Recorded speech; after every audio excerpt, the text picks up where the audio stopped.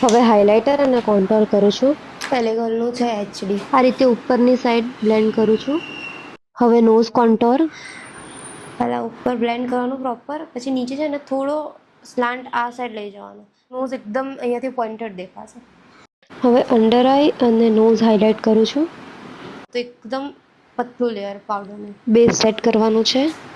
હવે powder, contour, blush અને highlighter કરીને બેઝને ફિક્સરથી ફિક્સ કરું છું.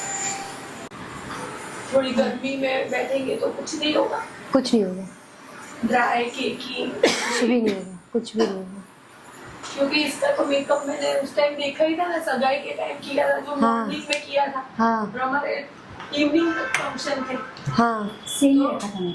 हाँ हल्का सा ऐसे लाइट हो गया था, पर हाँ ऐसे बोले ना कि क्रैक या ग्रे पड़ा हुआ, ऐसा नहीं हुआ था आपका makeup. हाँ, वो उसमें यही रहता है कि जब आप स्किन टोन बराबर चॉइस करते हो और स्किन प्रेप, अगर ज़्यादा ऑयली चीज़ें लगा दी नीचे, स्किन टोन गलत ले लिया तो ग्रे पड़ जाएगा. वापस आने लग जाए. हाँ वो ग्रे हो जाता है.